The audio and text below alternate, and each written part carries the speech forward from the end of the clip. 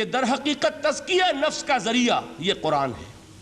سینوں میں جو روگ ہیں، حب دنیا، حب مال، حب شہرت، حب اقتدار، جس کو کہ ایڈلر کہتا ہے دی ارج ٹو ڈومینیٹ، میرا غلبہ ہو، میرا تسلط ہو، میں نمایاں ہو جاؤں، میری حکومت بن جائے، اختیار میرے ہاتھ میں آ جائے، دی ارج ٹو ڈومینیٹ، یہ ساری ارجز ہیں ہماری در حقیقت جس سے فساد رونما ہے۔ یہ حب مال ہے جس کی وجہ سے ہمارے اندر تنافس ہے۔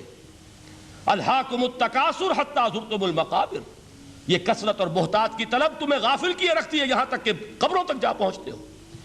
آنکھ انسان کی کھل نہیں پاتی، جس کے پاس 10 نسلوں کے لیے کھانے کو موجود ہے، اس کی بھی حرص جو ہے اور مزید کا لالچ جو ہے وہ ختم نہیں ہوتا۔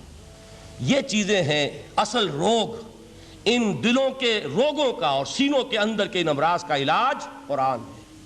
یا ایھا الناس قد جاءتکم موعظۃ من ربکم وشفاء لما فی الصدور۔ اب جب یہ دو چیزیں ہو جائیں گی، اب تیسرا لفظ ہے ہدن۔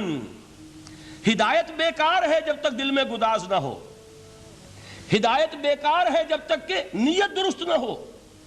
کوئی شخص بڑا عالم ہے لیکن اپنے علم کو اس نے ذریعہ بنایا ہے دنیا کمانے کا، تو در حقیقت یہ قرآن اس کے حق میں ہدایت نہیں ہے، اس کے حق میں عذاب خدا بندی کا ذریعہ بن رہا ہے۔ حضور نے خود فرمایا القرآن حجت لک او علیک، یہ قرآن یا تمہارے حق میں حجت ہے یا تمہارے خلاف حجت بنے گا قرآن کے قیامت کے دن۔ اس لیے کہ ایک شخص اس کو دنیا کمانے کا ذریعہ بنا رہا ہے، ایک شخص اس کو شہرت کے حصول کا ذریعہ بنا رہا ہے، ایک شخص علم کو ذریعہ بنا رہا ہے دنیا میں نمایاں ہونے کا، اپنی تعریف کا۔ حضور نے فرمایا کہ قیامت کے دن سب سے پہلے 3 افراد کا معاملہ پیش ہوگا عدالت خدا بندی میں۔ ایک وہ جو بڑا عالم سمجھا جاتا تھا، اس سے بڑا علم پھیلا۔ دوسرا وہ جو بہت صاحب ثروت تھا، اس نے بہت خیرات کے کاموں میں پیسہ لگایا۔ تیسرا وہ جو دنیا میں شہید سمجھا جاتا تھا کہ اللہ کی راہ میں جنگ کرتے ہوئے جان دے دی۔ اللہ ان تینوں سے جو اس کو نعمتیں دی تھی ان کا ذکر کر کے پوچھے گا کہ میں نے تمہیں یہ دیا، تمہیں یہ دیا، تمہیں یہ دیا، تم کیا کر کے لائے؟ وہ شہید کہے گا کہ اللہ میں نے تیری راہ میں جنگ کی اور اپنی جان دے دی تاکہ تو راضی ہو جائے۔ اللہ فرمائے گا کذبتا، تو نے جھوٹ بولا، انک قد قاتلت لان یقال جریء، تو نے تو یہ جنگ اس لیے کی تھی کہ کہا جائے کہ بڑا جری ہے، بڑا بہادر ہے۔ یہ لوگوں سے بہادری کے تمغے لینا تمہارا مقصود تھا۔ وقد قیل، وہ کہا جا چکا ہے، اب یہاں تمہارے لیے کچھ نہیں۔ اور فرشتوں کو حکم ہوگا اور وہ اوندے منہ اس کو گھسیٹتے ہوئے جہنم میں جھونک دیں گے۔ دنیا میں شہید سمجھا جا رہا ہے، آخرت میں جہنمی ہے۔ یہی حال اس عالم کا ہوگا، یہی حال اس دولت مند کا ہوگا۔ تم نے یہ علم پھیلایا تھا کہ تمہارے علم کا چرچا ہو جائے، تمہاری شہرت ہو جائے، لوگ تمہاری دستبوسی کرنے لگیں، لوگ تم سے جھک کر ملیں۔ وہ دنیا میں ہو گیا، تمہارا مطلوب مل چکا، تمہارا مقصود حاصل ہو چکا، اب یہاں کچھ نہیں۔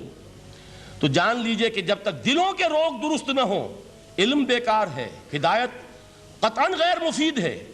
پہلے دلوں کا کرسٹ اترے، اس کی سختی دور ہو، یہ ہے موعظہ۔